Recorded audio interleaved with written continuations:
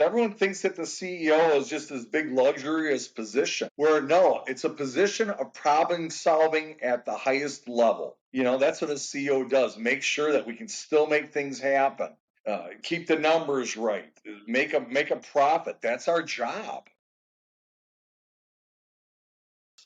And we're going to talk a little bit about your view that you don't like. And we're going to say about perception of the CEO. And we're also going to talk about this is what the CEO grind really looks like. In this situation, this is where you're at right now. In your world, you're doing your podcast from the basement because this is the most practical at this moment. But we know what the grind is. We're the CEOs. But like I said, other people perceive us and think we should have a CEO area. I would even talk about your dad a little bit on there. Like, yeah, my dad thinks, but this is what a lot of people think. If you think you're the CEO, you're at the top. Yeah. Oh, it's a struggle. Right. Elaborate on that. But another thing I'd like to do is talk about your talk about the package and what's in it for the guy who invests. How is it going to play? You've explained it to me, but I think we explain it online. Maybe get more people to come aboard. That is exactly right. So, but anyway, since we are on this live stream, which is totally by accident, but just to get started, Wes and I we were talking sort of on the warm up of this thing, and I was trying to fix my background because one of our 38 subscribers is, of course, my dad, and he said that he hated the background because it doesn't look like a CEO, right? Like you're nothing. You're in your basement and you see the joists above and this and that. You gotta look and act like it. And what did you say? What did you tell me, Wes, about that statement? I said, you know what? Think about it from another perspective. Your father thinks that a CEO should be this big fancy dancy wearing a suit in an office, this, that, and the other thing, looking very high end and polished. Right. However, a CEO's job is the grind, right where you're at right now. And a lot of people don't know that except CEOs because they're in it. Exactly. So the perception of a CEO and the real job of a CEO is totally different. When it gets bigger, you may be out of the basement, but right now you're in the basement as a CEO in a certain company. You're trying to get it off the ground and make it happen. So this is the beginning. This is where it all starts. This is where all the hard work is. This is the grind that we're talking about. And that's funny because I was like, okay, he makes a good point. I have 7 other locations, right, that I could be just recording from, within a spit distance here. But those are locations that I'm like, I don't feel like, you know what I mean? Like, I don't feel like having this type of recording and then having all your equipment. So it'd be sort of a mobile thing that is not conducive for these types of conversations. But I do take feedback and actually, how do I act after receiving feedback, I think is also worth a piece of conversation, because if someone else told me that, like, hey, I didn't like the background, would I try to change as fast, right? Or, adapt or even consider? I don't know, the people that are closest to you, sometimes they say it and you give more weight to whatever they're saying, and then you try to act like, which was what happened today. His feedback was good, but was it good for me right now? Like, was it a feedback that I need to act on, or just take it as, hey, he made a good observation, but no changes are needed for today, right? Instead of scrambling because somebody that, you respect, somebody that you consult with sometimes in these types of things, gave you some feedback, and now you change course right before it's game time, which was today, So now I'm like, okay, the background is just as bad as the previous episode, but I have a worse setup because I tried changing a little bit. So I'm like in between here and there. So um I don't know if there's a technical sort of topic for that. I don't remember, but it's always about decision making and how you receive information from the people that are your sort of your counsel, right? Sometimes you have your managers, sometimes you have your bookkeeper, sometimes you have your accountant, and sometimes they're just giving a general feedback, but because you respect them, because, due to their position, in that case, my father, you could be my wife or something else, you tend to act with a different sense of urgency, even when it relates to your business, something that they have no ownership over. So you're acting over that influence. So that's really my quick lesson for this morning. Is I'm not dogging my dad or anything. It's just like he said it, I thought about it, I'm like, what can I do right now? Instead of, no, I had a plan. Like, this was going to be the topic of today. We're going to talk about the trip. We're going to follow up on um, the remodeling side of Wesley's business that he wrote along. He thought about shutting down. So today is, we're towards the end of September, and I think that whoever is listening to, and well, let's talk to my dad. If you're listening to, you should be thinking, oh, what did Wes do after he wrote along with his people? So I think I definitely want to touch on that today, Wes. But if you have something else to say about this thing, like how much weight are you giving to those that are closest to you about your own business, right? Are you getting that, people's opinion, and they have no skin in the game, right? You always say that. You're like, Jay, nobody's going to care about your business as much as you do. That's why you shouldn't care as much about their opinions, right? Every single time. So, what are your thoughts? I actually hired a bookkeeper who watches my books for me. You know her, Sharon. The reason why I picked her is because her um, outlook on the world and life is totally different than mine, and I wanted a different perspective. I told her her job is to be devil's advocate on everything when we discuss things. And I'm getting a different perspective, and it helps me make the right decision because sometimes have a tendency to go off half cocked, and sometimes she'll slow me down and think, this is how I'm perceiving it, or this is what I think. Sometimes she's right, and we do go that route. So Mhm. I like the feedback from others. Doesn't mean I have to go with it. And Sharon's really kind of funny. She says, you know what? That guy's got the zaniest ideas, but most of the time they come out and they work. She says, so I really can't blame him, but I do have opinions on things, and I like that he listens to them, but he doesn't usually take them. So that's okay, But Yes. like I says, everyone thinks that the CEO is just this big luxurious position. Where no, it's a position of problem solving at the highest level. Oh, That's God. what a CEO does. Make sure that we can still make things happen. Um, keep the numbers right. Make a profit. That's our job. And a lot of times you're dealing with people. You're gonna have people problems and deal with this kind of stuff. And yeah, it isn't easy, and sometimes you're in the basement like you are, and it's not like you're in the basement because you're being punished, but that's where you need to be right now or something. You know what I mean? It's what I'm trying to say is that the CEO is not a big, glorious position. It's a No. down and dirty position, and that's where you're at right now.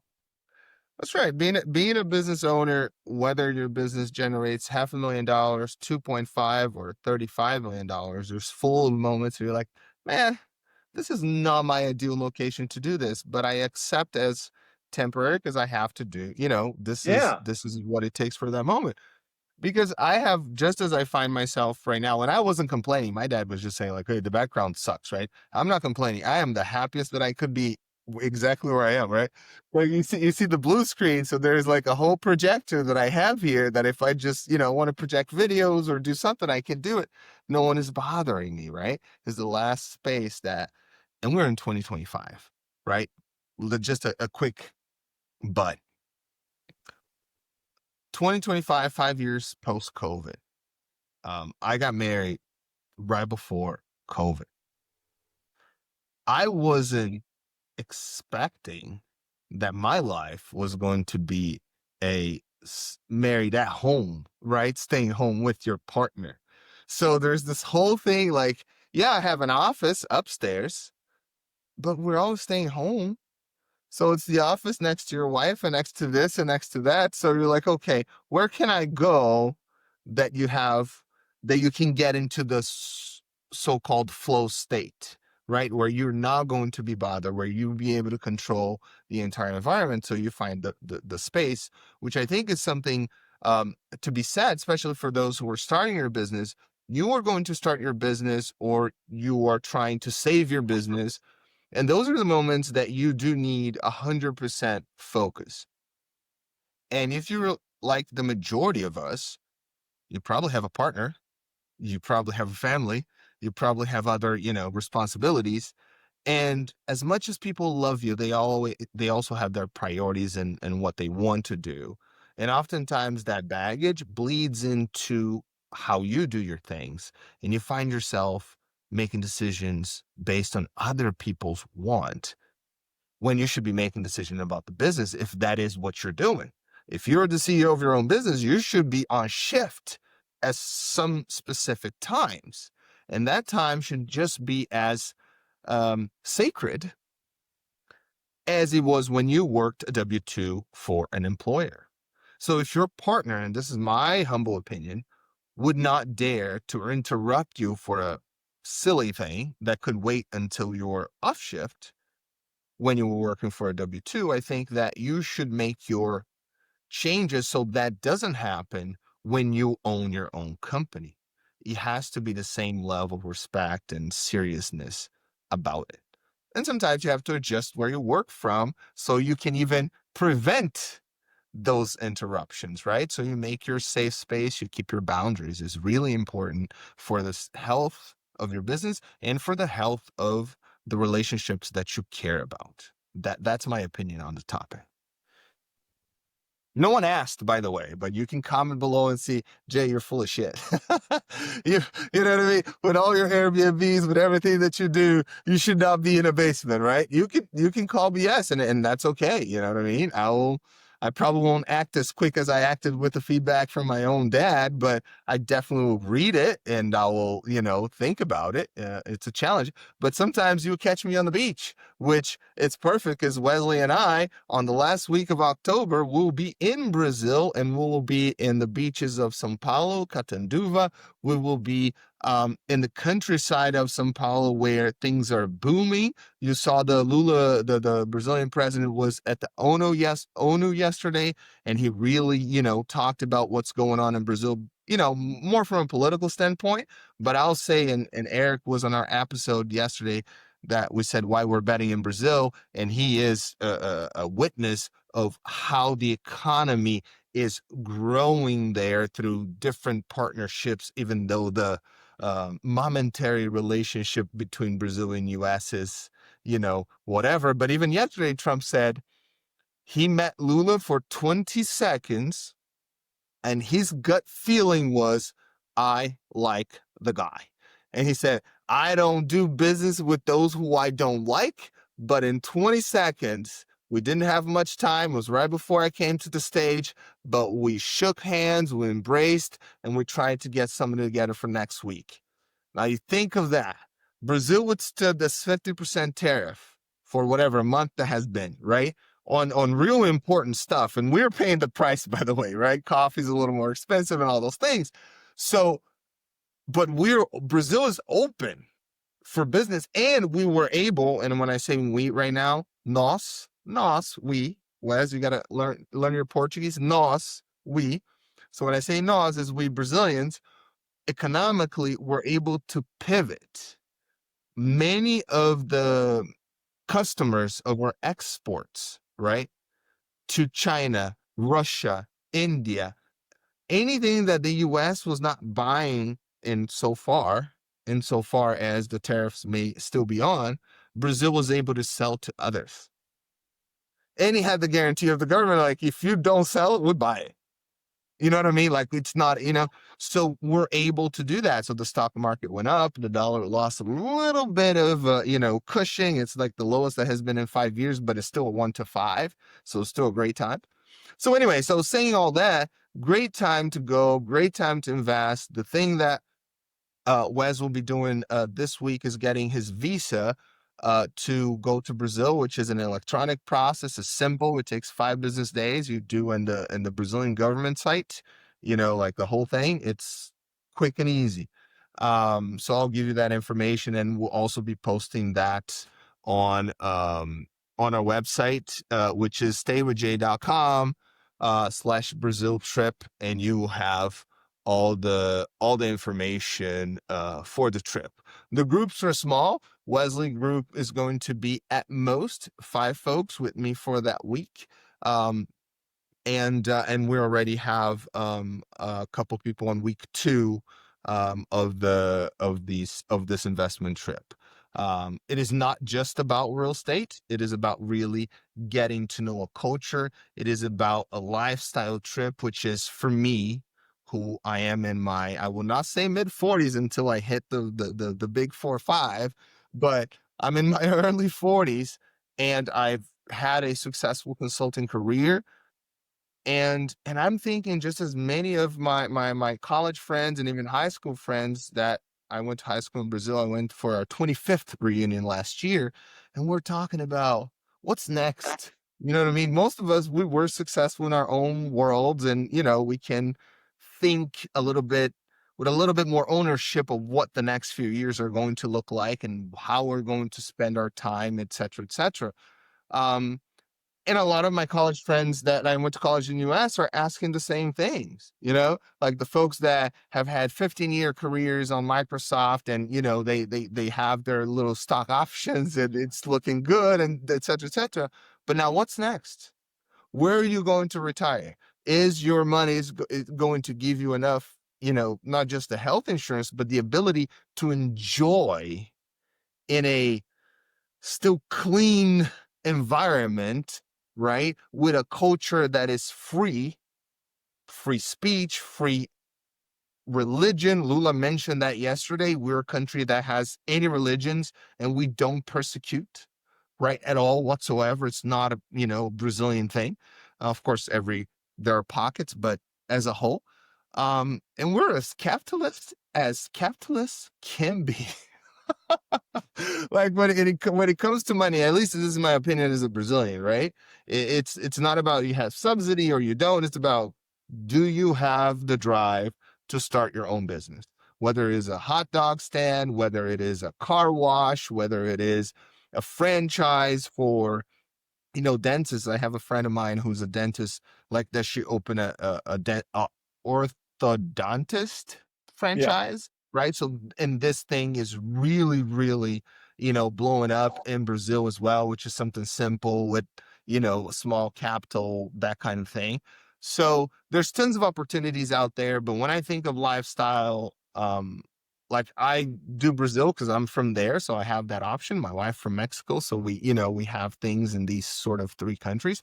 But I am not against if somebody says, Jay, I want to do Studio Haus in Brazil and put together 5, 6, boutique hotels for the commuter traveler that goes from like Lima to the countryside, etc. Is all the same kind of thing. I'm not against it. South America is a beautiful, it's a beautiful spot. Anything that is more or less democratic, where you don't have a lot of autocracy. Autocracies are great.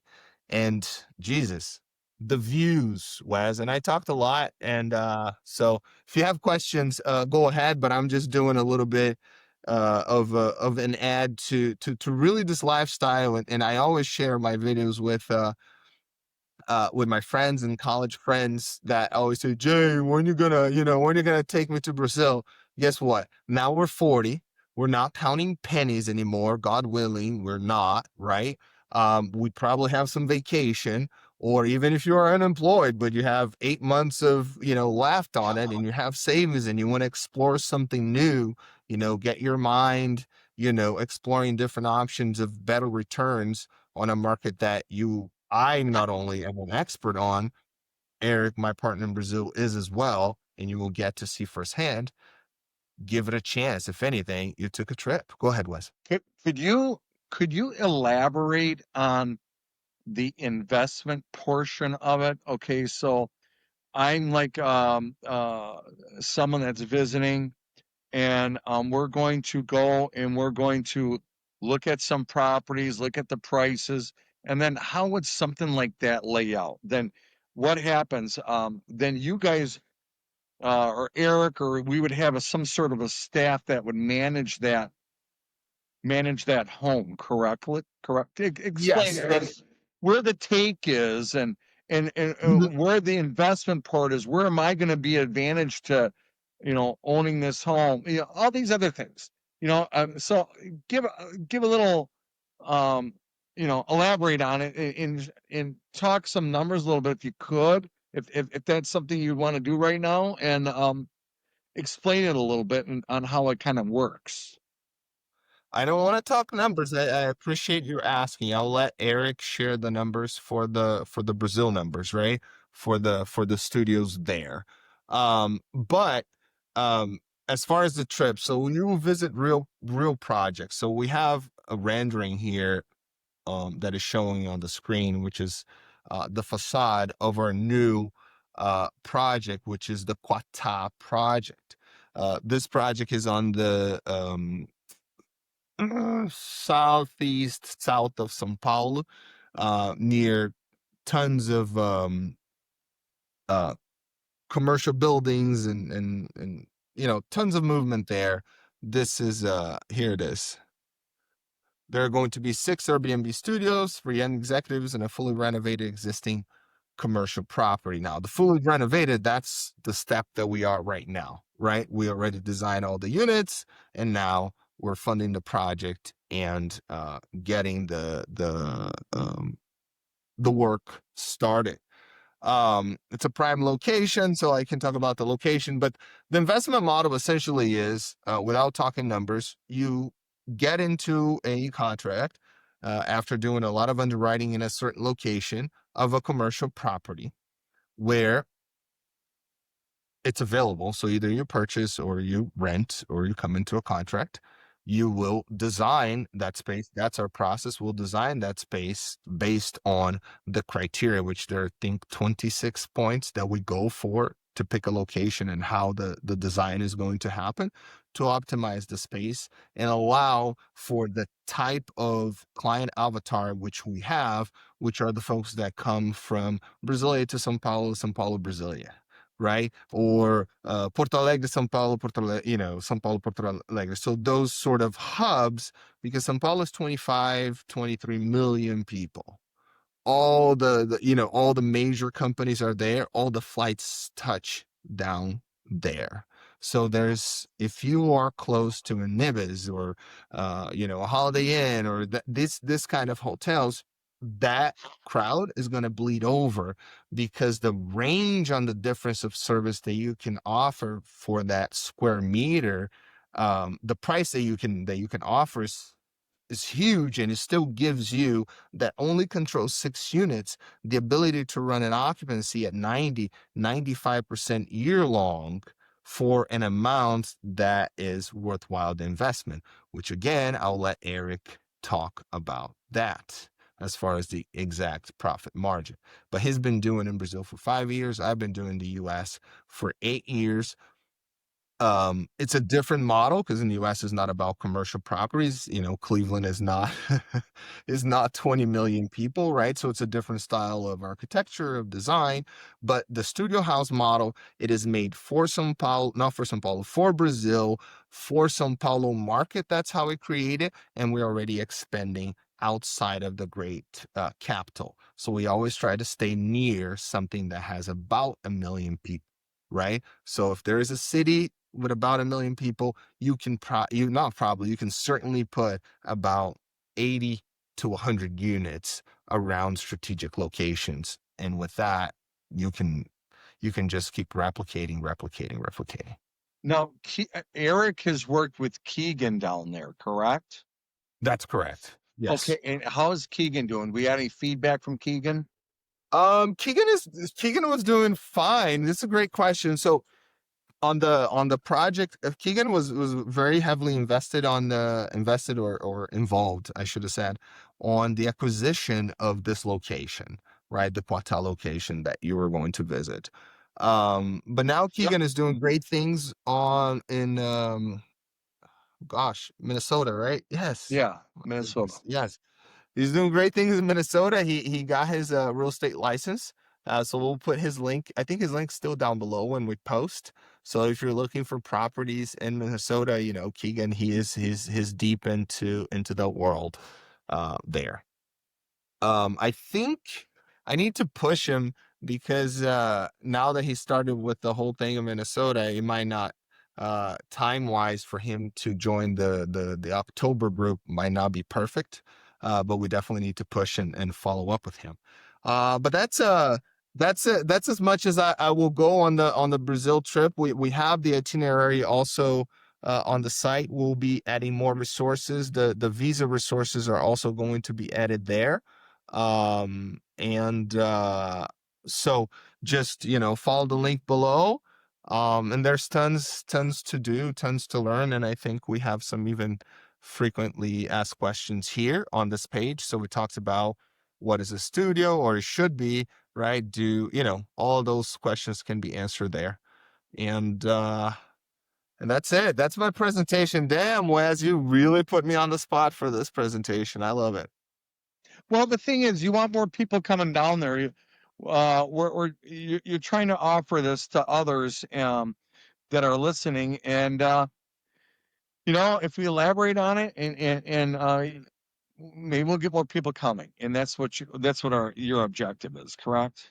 Oh, absolutely. And this is totally, and it's like, hey, you come, you want to invest on Studio House, outstanding. You came, you want to invest, and you found that, you know, I personally know, or you know, there's a contact that owns a business or a type of franchise or type of thing. They're like, well, I'm really interested in this. It's your trip to enjoy, right? You have this opportunity where we'll have something a little bit more structured, where we'll talk about the business. We will show you, right, the real physical suites, you know what I mean? Like the rooms, the locations, the nightlife, everything. But it is a trip for you to get to know Brazil as an American or somebody who is in the US, or even if you're Brazilian, you say, hey, I'm visiting family but I want to take a look at and I'm already going to be there, you're 1 gazillion% welcome. You have a suggestion of a city that you would think like, Jay, you're going to be in Brazil for several weeks. I think you guys should do a study on this city and bring this model there because I think it works well.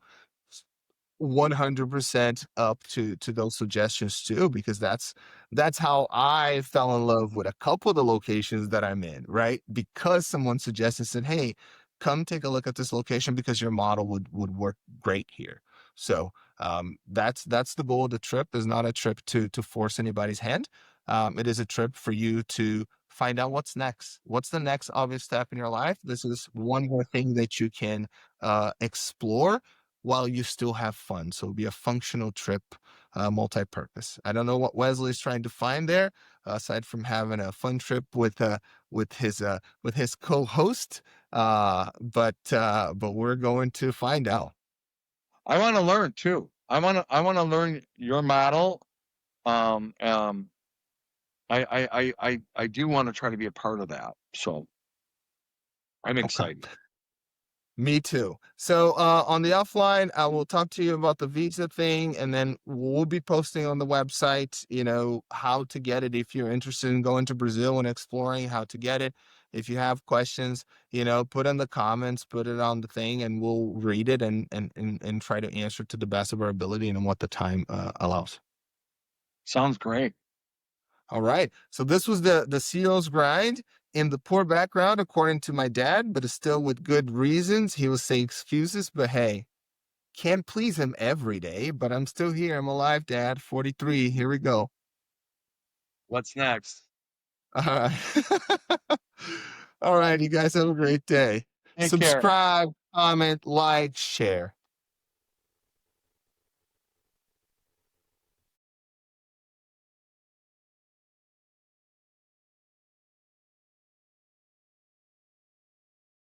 that I think it's important when I think of encouraging people to invest in Brazil, right, outside of the United States, that it's not just liking the investment package, but it's also understanding the culture, understanding the people, because this is not just like a 101, put the money in the stock market and forget about it. There is a whole underwriting process. There's a whole idea of selecting the right city, the right environment, that I think it's important when I think of encouraging people to invest in Brazil, right, outside of the United States, that it's not just liking the investment package, but it's also understanding the culture,